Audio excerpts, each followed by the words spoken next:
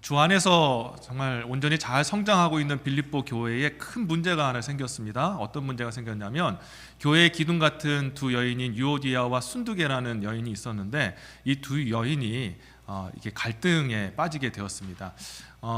교회에서 한 여인도 아니고 두 여인이 함께 같이 힘을 합쳐서 주의 일들을 감당하면 얼마나 교회가 든든히 서가겠습니까? 그래서 빌립보 교회는 이 유오디아와 순두계라는 여인들의 헌신과 봉사를 통해서 아주 아름답게 성장하고 있었는데 어느 날 갑자기 두 합력하여서 선을 이루었던 귀한 자매들이 뭔가 의견 충돌이 있어서 부딪히게 되었고 갈등 가운데 이르게 되었던 거죠. 그로 인해서 두 사람 갈등뿐만 아니라 교회가 두 사람으로 이렇게 나누어지는 그런 안타까운 일이 일어나게 되었습니다. 주의 몸된 교회를 우리가 섬길 때 뭐 어떤 특별한 어떤 방법과 기술이 있겠습니까? 다 부족한 사람들이 섬기죠. 그냥 우리는 최선을 다하면 됩니다. 그런데 최선을 다하면 되지만 이 두 사람은 최선을 다하면서도 더해서 기왕 할 거면은 잘했으면 좋겠다, 성공했으면 좋겠다 이런 마음으로 했던 것 같습니다. 그러다 보니까 결국에는 내 방법이 옳다, 아니다, 당신의 방법 틀렸다, 이게 맞다, 이게 틀렸다 하는 그런 어떤 의견 충돌이 있었던 것 같아요.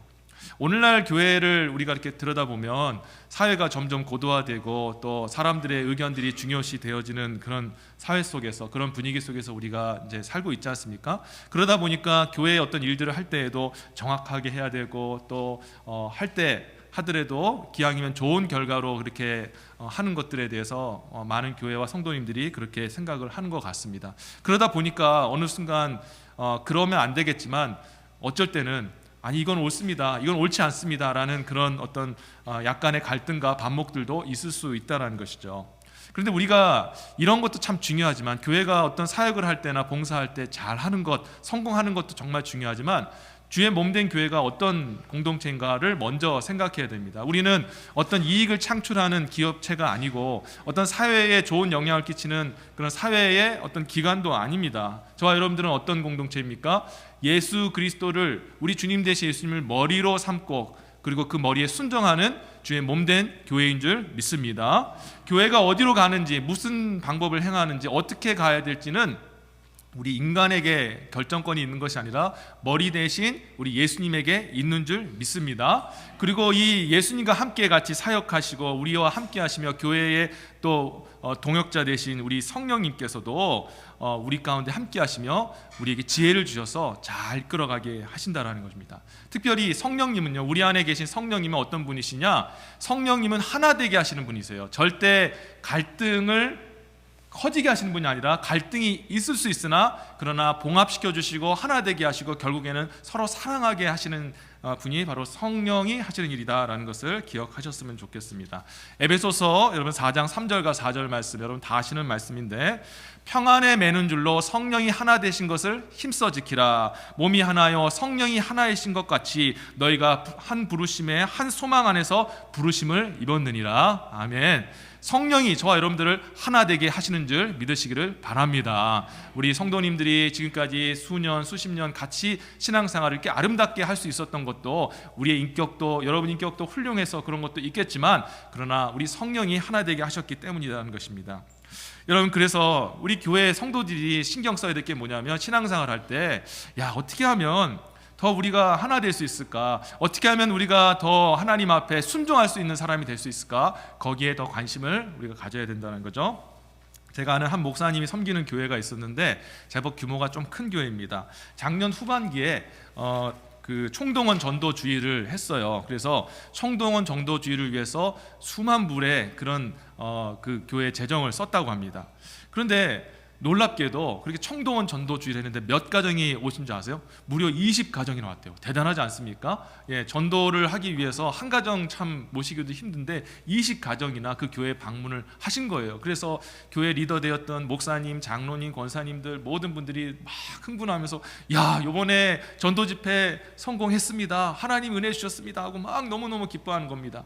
그런데 다음 주 됐을 때 여러분, 전도 집회도 중요하지만 더 중요한 것은 그 다음 주에 나오느냐 안 나오느냐, 그게 더 중요한 거 아니겠습니까? 근데 몇 가정이 나왔을까요? 20가정 중에서 2가정만 나온 거예요. 이 2가정 나오니까 막 지금 리더들 안에서 막 갑자기 말들이 나오기 시작한 거예요. 아니, 우리 교회가 이런 물질을 이 두 가정 모시려고 이렇게 많은 물질을 썼습니까? 하면서 막 그런 볼멘 소리를 하시는 분도 계시고, 또 어떤 분들은 그런 얘기를 하시는 거예요. 아니, 사람들도 너무하지. 아니, 그렇게 우리가 관심 갖고 식사도 대접하고 선물도 이렇게 줬는데 최소한 한 두세 번은 나와야 되는 거 아니야? 그러면서 막 역정을 내시는 그런 성도님도 계셨다고 하는 거죠. 그 이야기로 인해서 막 교회가 막 크고 작은 마찰과 분란이 일어날 때 목사님이 딱 나오셔서 한마디 하신 거예요. 예수님께서 한 영혼을 천하보다 귀하게 여기시는데 무려 두 가정이나 나오지 않았습니까? 이거 얼마나 우리가 크게 성공한 거 아닙니까? 하니까 이제 성도님들이 이제 할 말이 없는 거죠. 자, 그렇게 말을 내려놓고 있었는데, 근데 놀라운 일이 벌어졌어요. 그 다음 주에 한 가정이 또 등록을 한 겁니다. 놀랍잖아요. 두 가정이 왔는데 두 가정 중에 한 가정이 그때 예배를 드려서 감동을 받아가지고 또 한 가정을 전도한 겁니다. 그때 이후로 어떻게 됐는지 모르겠지만 여러분, 정말 귀한 일 아닙니까? 천하보다 귀한 또 한 가정이 등록을 한 거예요. 여러분, 이게 바로 성령이 하시는 역사라는 겁니다. 우리는 투자했을 때 얼마나 많이 좋은 결과를 내느냐, 효과적으로 했느냐, 여기에 관심이 있지만 성령님은 당신의 때에 당신이 원하시는 방법으로 주님의 몸된 교회를 이끌어 가시는 줄 믿으시기를 바랍니다. 우리 생각으로는 좀 부족해 보이고 연약해 보인다 할지라도 성령이 그렇게 역사하시면 그게 성공한 것이다 라는 것을 여러분이 기억하셔야 된다는 거예요. 여러분, 그래서 성령이 원하시는 교회인, 그리고 예수님이 원하시는 교회, 우리 아버지 하나님이 원하시는 성도는 어떤 성도냐? 지혜롭고 똑똑하고 또 명철한 성도도, 일 잘하는 성도도 필요하시지만, 또 그런 분들을 통해서 많은 일도 하시지만 하나님이 정말 기뻐하시는 성도는 어떤 성도냐면 바로 하나님의 그 말씀에 순종하고 성령의 인도하심에 따라서 순종하는 성도인 줄 믿으시기를 바라겠습니다. 그래서 그 순종하는 성도가 되기 위해서는 어떻게 해야 될까요? 자신의 그 모든 것들을 내려놓고 선하게 인도하시는 성령의 인도하심에 민감하게 귀를 기울이고 거기에 따라가는 성도가 되어야 된다는 것입니다. 근데 놀라운 것은요, 우리가 성령의 인도하심을 받으면 결국에는 성공하게 하시는 거예요. 성령의 인도하심 받으면 결국으로 성공하게 하시는 겁니다. 컨시스토리 모임을 저희가 하고 있잖아요.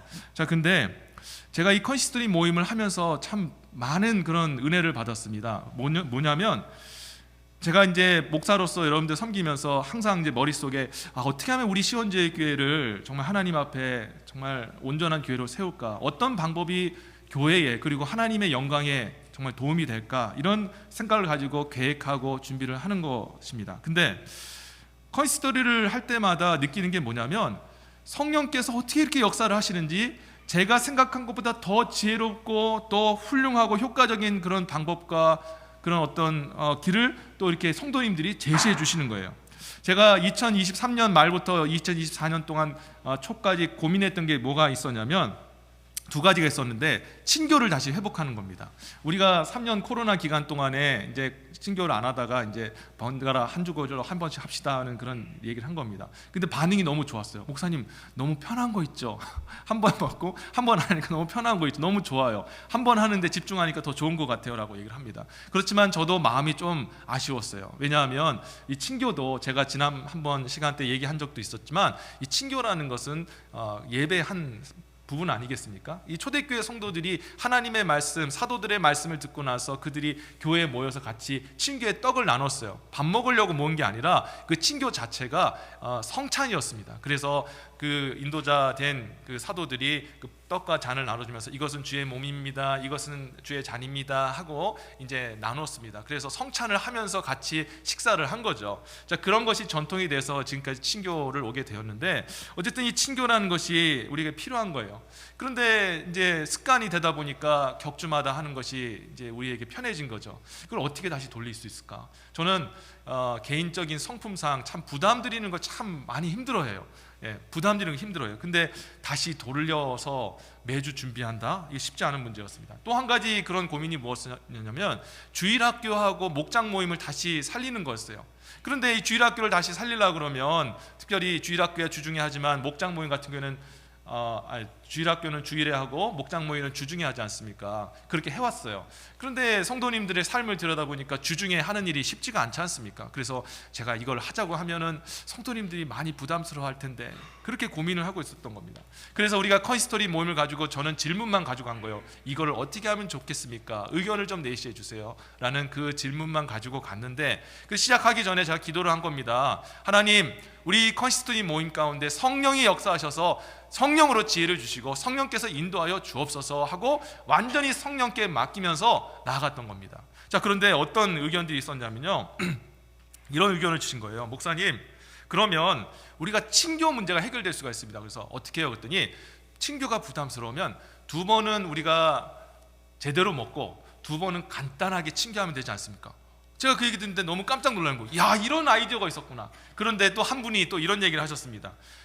그 주일학교와 목장모임도 걱정하지 마십시오. 주일학교 간단 친교할 때 그때에 주일학교 모임하고 또 간단 친교 마지막 주 할 때에 그때 목장 모임 하면 되는 거 아닙니까? 제가 그 얘기를 듣는데 속으로 손바닥을 딱 친 거예요. 야, 이런 방법이 있었구나. 그렇게 밤새도록 고민하고 막 그렇게 괴로워했던 그 문제가 이 컨시스토리 안에서 성령이 역사하자, 성령을 통해서 우리 모든 각자 성도님들에게 지혜를 주시니까 이게 그냥 아이디어가 나오는 겁니다. 그때 제가 깨달았어요. 아, 이게 바로 성령이 역사하시는구나. 우리에게는 답이 없지만 우리가 기도하고 성령의 음성에 민감하게 역사하심을 기다리면서 가면 답이 생기는구나, 길이 열리는구나 라는 것을 깨닫게 되었다는 것입니다.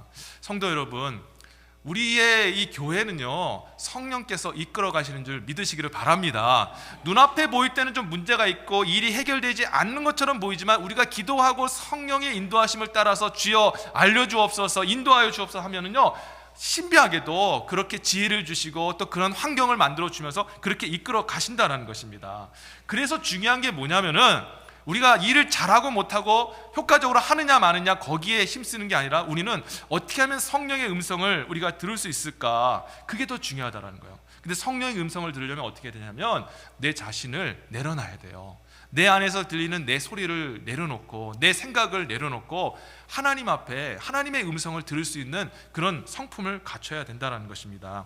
오늘 본문에서 사도 바울이 갈등하고 있는 유오디아와 순두계에 대해서 이렇게 권면을 했어요. 자매님, 주 안에서 같은 마음을 품으십시오 라고 딱 잘라 얘기한 겁니다.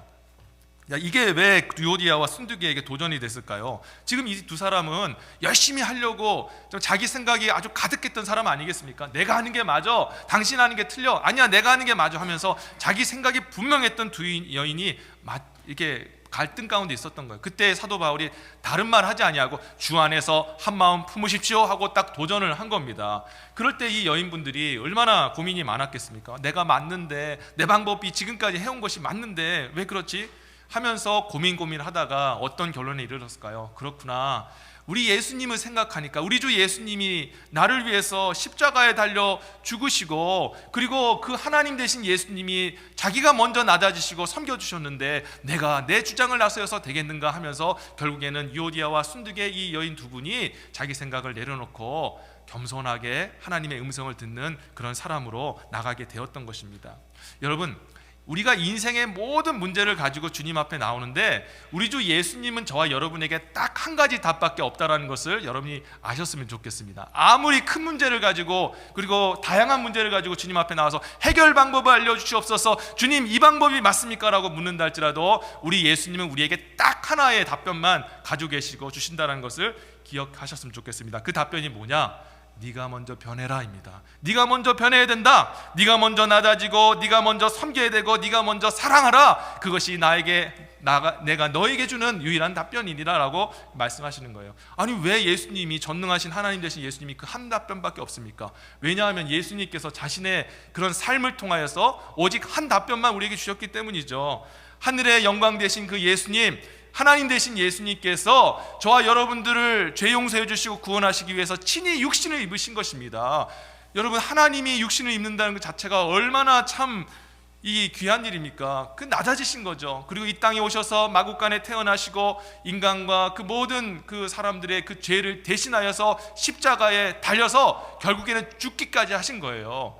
그래서 예수님의 삶은요, 마태복음 20장 28절 보면 이렇게 예수님이 말씀하셨잖아요. 인자가 온 것은 섬김을 받으려 함이 아니라 도리어 섬기려 하고 자기 목숨을 많은 사람의 대속물로 주려 함이니라. 아멘.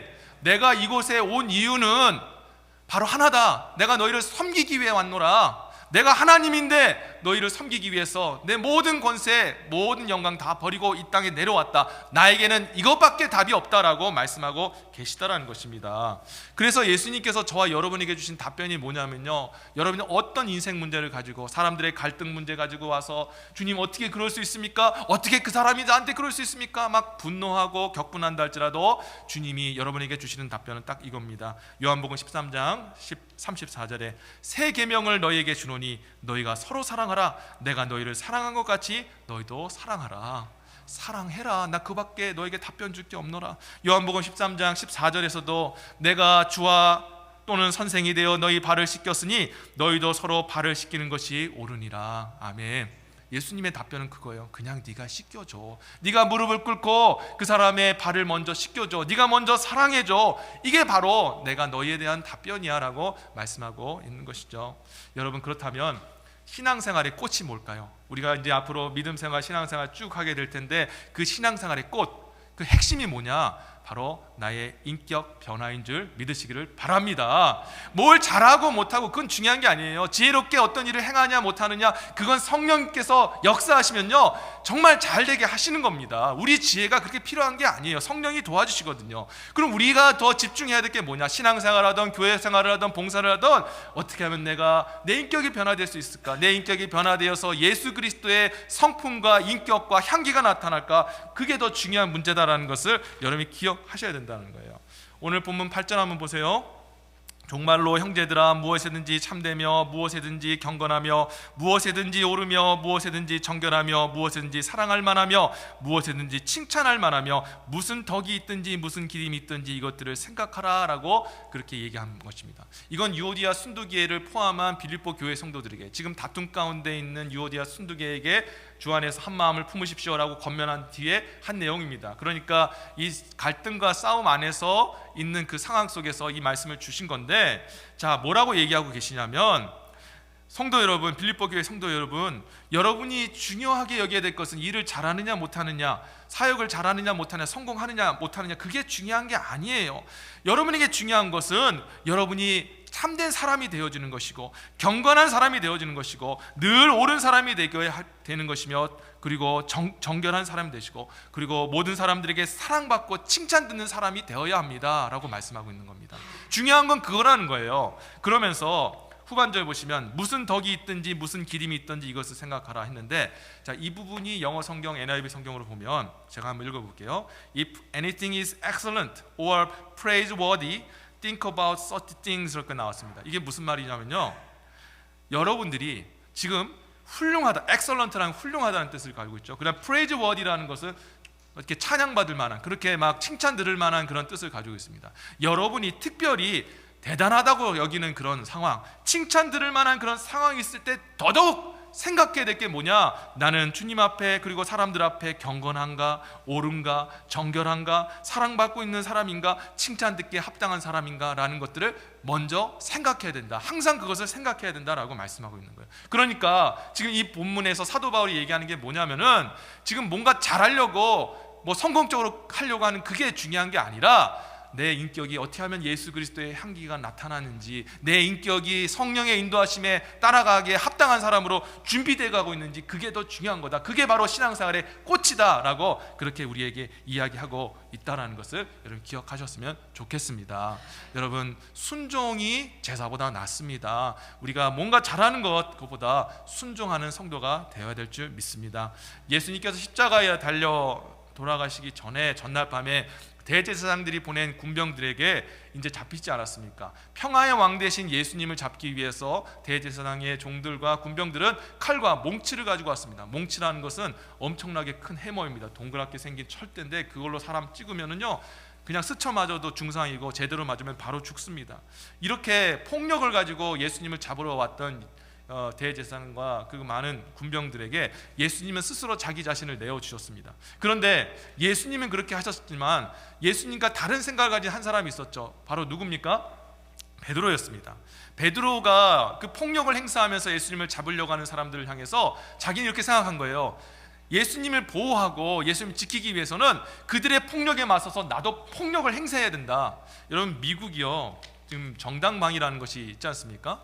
저는 깜짝 놀랐어요. 어떤 얘기를 들었냐면, 우리 한국 같은 경우에는 이제 예를 들어서 누가 뭐 칼과 창을 들고 창은 없어요. 칼 들고 와서 죽이겠다 해가지고 막 이렇게 칼을 막 휘두르면요, 이렇게 정당방위 할 수 있잖아요, 자기 몸을. 근데 그 정당방위를 해서 상대방이 다치거나 상해를 입거나 죽으면은 그거 가지고 또 법원에 가서 이게 옳았니, 뭐 이게 뭐 정당방위냐 아니, 그거 가지고 또 싸웁니다. 근데 미국은요, 제가 깜짝 놀란 게요, 누가 그 집 자기 마당 안에 들어왔어요. 들어와서 자기 생각하기에 이 사람이 우리 집을 침범하고 나에게 위해를 간다 생각하면 총 같은 걸 가서 딱 죽이잖아요. 그래도 정당방위예요. 그냥 경찰이 법원에다가 그 제출하지 않고 경찰 리포트를 해서 셀프 디펜스 해가지고 정당방위 딱 써주면 경찰서도 안 간대요. 저 깜짝 놀랐어요. 야, 이런 곳이구나 미국이. 여러분, 함부로 여러분 잔디 들어가지 마세요. 우리 아이들 막 신나가지고 막 잔디 들어가, 들어와. 네, 농담한 거고요. 요즘 웃지를 않으시는 요즘에. 웃으세요. 예.